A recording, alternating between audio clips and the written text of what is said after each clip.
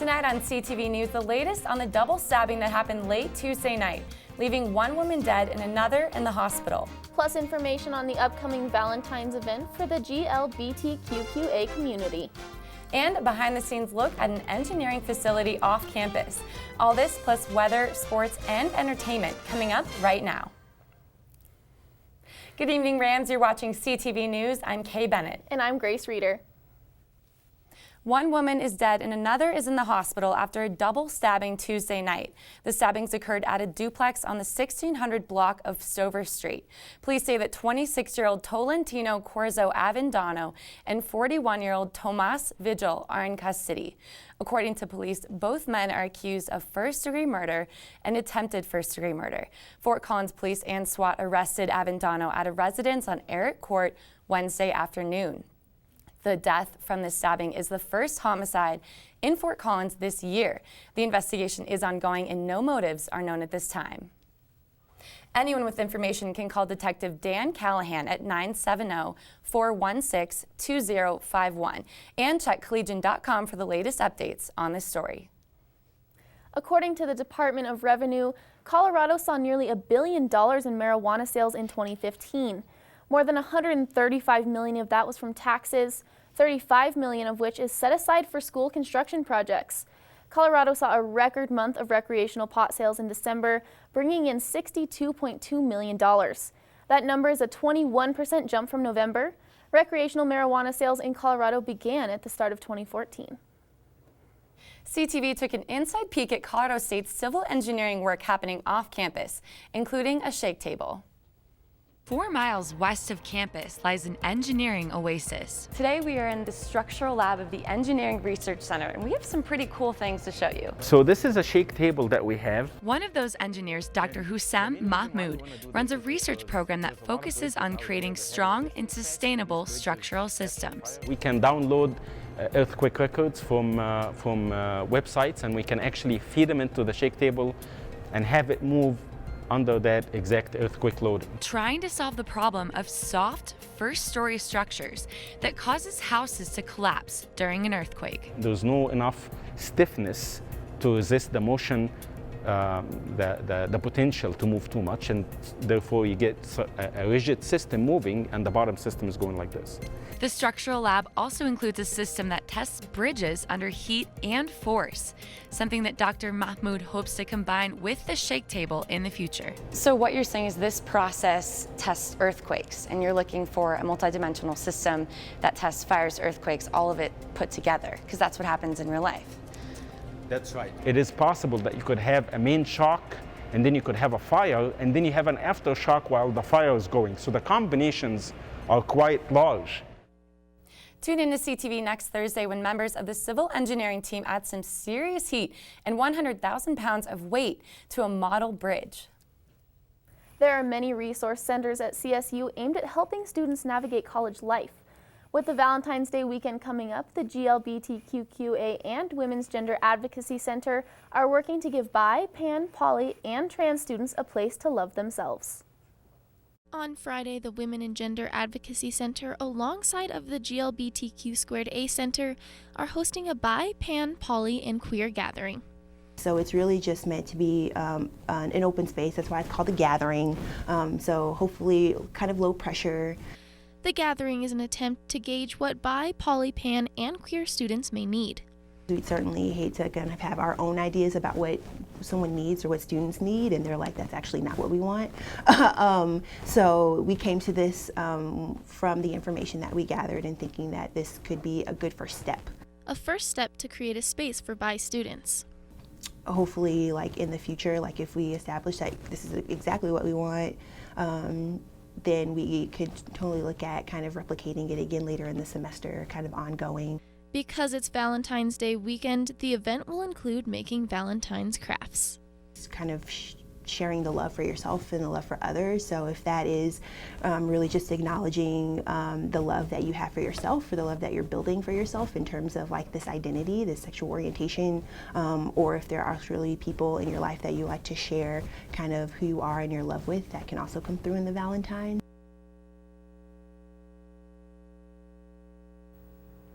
The event will take place February 12th at 4 o'clock in both the GLBTQA Center and the Women's Gender Advocacy Center. Colorado State University is turning 1 year older. CSU will celebrate its 146th anniversary on Founders Day this Thursday, February 11th. The university will honor Dr. Stephen Withrow, the founding director of the Flint Animal Cancer Center, with the Founders Day Medal. Students, staff, and friends are invited to the LSC Plaza for free cookies and bookmarks. The festivities begin at 1:46, so don't be late. Coming up after the break, the latest Fort Collins weather forecast. CTV will be right back. Tune in to KCSU, your student-run radio station at Colorado State University. Live 24 hours a day, every day at 90.5 FM and kcsufm.com. Live local new music now, and news, talk, and sports. KCSU, the radio voice of Colorado State, on the air since 1964. You're watching CTV, produced by Colorado State University students, bringing you news, weather, sports, and entertainment from campus and beyond. CTV live Monday through Thursday at 7 p.m. on campus and Fort Collins on Channel 11. Repeats at midnight, 8 a.m., noon, and 2 p.m. The Rocky Mountain Collegian is your student-run news and information platform. Pick up your paper on campus or around Fort Collins Monday through Thursday with special editions Fridays. And check out collegian.com anytime for all the latest updates. News, sports, entertainment, opinion, and more. The Rocky Mountain Collegian, serving Colorado State since 1891. College Avenue has been your student magazine for the last 10 years. College Avenue prints once a month covering topics that are relevant to the CSU and Fort Collins community. We also print special editions like the graduation guides at the end of each semester, the best of CSU each fall, and the orientation guide each summer. Look for us on racks around campus, off campus, or online at collegian.com under the College Avenue tab.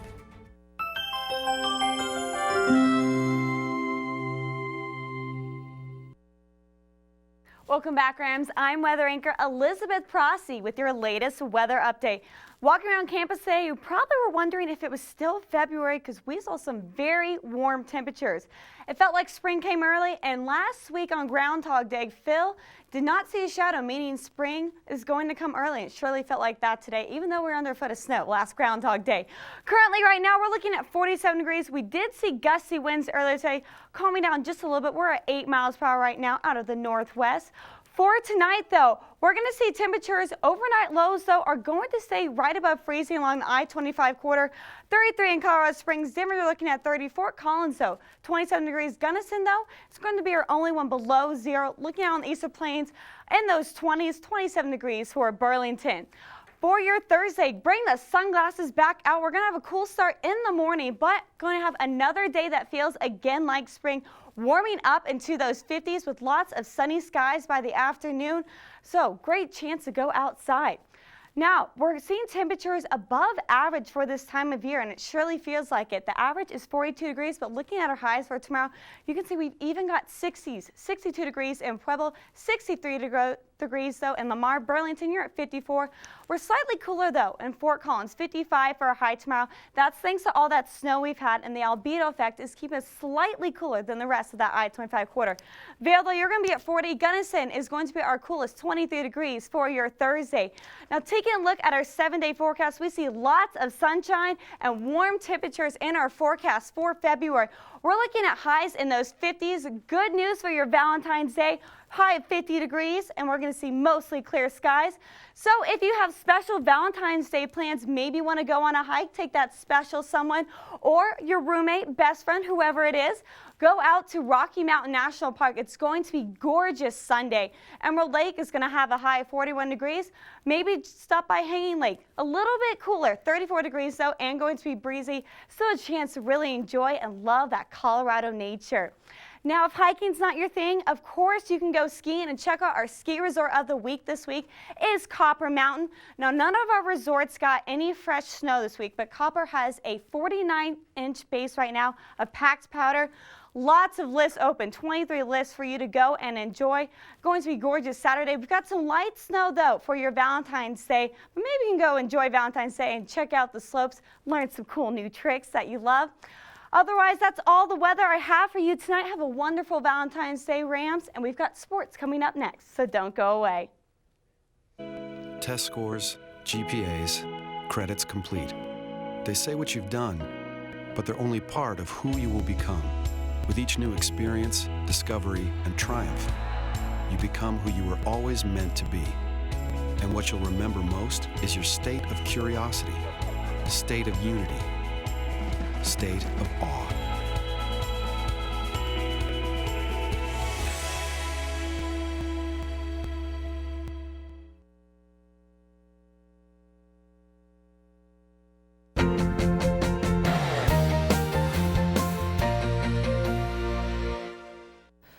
Welcome back from the break, Rams. I'm sports anchor Molly Baltzer. And I'm Carly Schwarzkopf.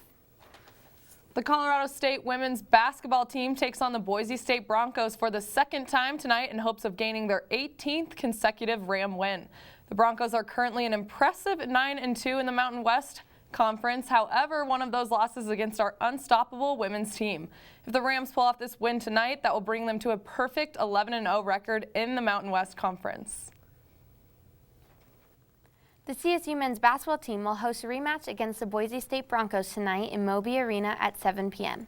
The contest will be televised by ESPN3, which you won't want to miss. The last time the two teams met at the Mountain West home opener on January 2nd, the Rams battled all the way until the end and coming up just short, losing to the Broncos by 4 points.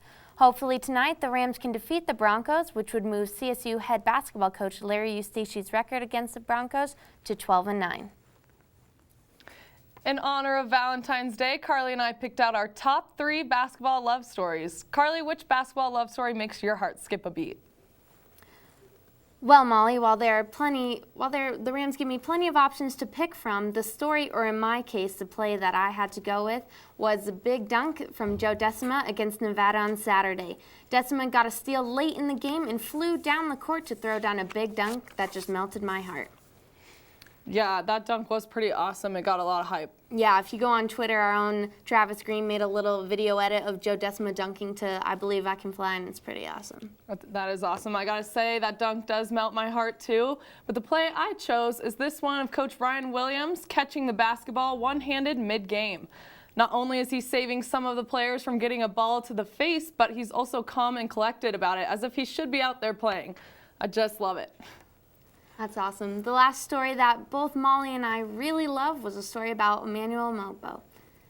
When the Rams played San Jose State at home on January 28th, CSU fans gave Emmanuel Mogbo a standing ovation, letting him know how proud and honored we are to have him be a part of the CSU men's basketball team. Aside from a standing ovation, a GoFundMe was set up by Colorado State Athletics, and the response was immediate and huge. Within 21 days, over 1,930 people raised almost $200,000. Aside from the local support, LA Lakers Black Mamba Kobe Bryant sent Emmanuel a video letting him know he is thinking of him and he is in his prayers. College Game Day made a really awesome package for Emmanuel too. You can find that on Twitter. It's a really awesome story. Yeah, I mean, aside from all the Ram family support, he got so much support just from around the country. It's amazing. Yeah, definitely. Well, that's all the time we have for Ram Sports. Coming up next, entertainment with Emma Iannicone. Sure, I look cute now, but when my owner lost his job, it was rough. I was living on the street, and one night, me and this Cocker Spaniel got into it so bad, I wound up looking like an ice cream cone. I cried a little bit, but thankfully I got rescued, so I'm running, I'm jumping, all back to my old self, and I'm ready to give unconditional love, even if you put a lampshade on my head.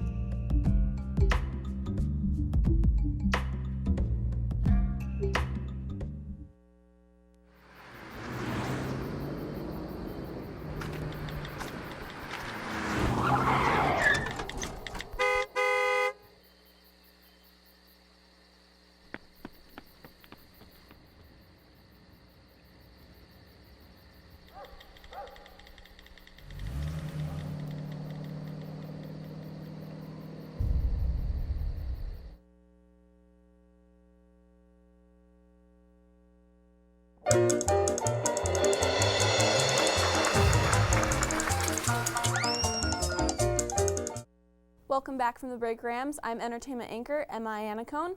I have some great Valentine's Day stories from your fellow Rams, but first, let's get to the latest entertainment news.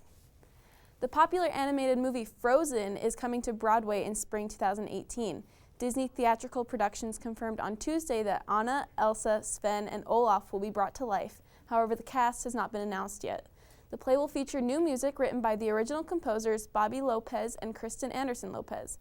Idina Menzel, the voice of Elsa, played the Wicked Witch of the West on the Broadway musical Wicked. So maybe she will return to the big stage as her animated character Elsa. Don't worry, Rams. If you're single on Valentine's Day this year, there are many places for you that you can get free food. At any participating Qdoba, you can receive a second entree for free if you kiss your phone, yourself, or someone else. Please refrain from kissing strangers without their permission, though. If Mexican food isn't your style, Hooters is offering 10 free wings with the purchase of 10 wings. However, you have to shred your picture of your ex. The promotion is called Shred 'em and Forget 'em. The photo shredder is available online at shredyourx.hooters.com.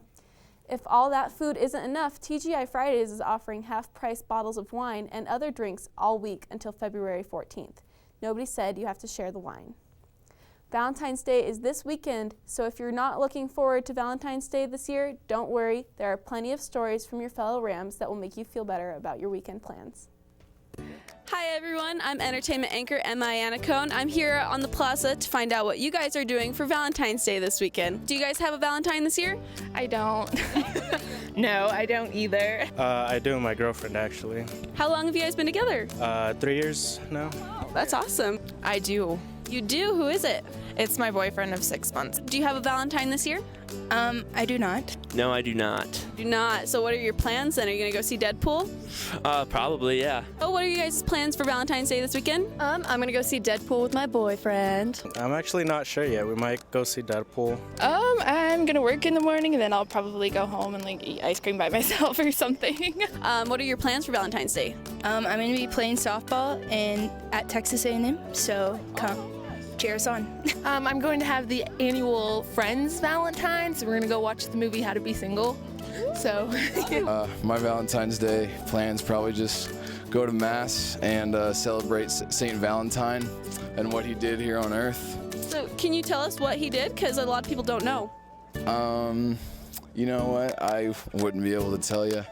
You're going to learn in Mass, right? Yeah, exactly, yeah. What are you guys doing for Valentine's Day? Actually, I have to go up and do a rodeo up in Wyoming, so we won't be together for Valentine's Day, so. I don't really have any plans. I'll probably just hang out and see what's going on. So do you guys have a worst Valentine's Day that you'd like to share? I got food poisoning at Rio Grande and I was puking everywhere and it was horrible. That does sound horrible. Were you on a date? Yeah.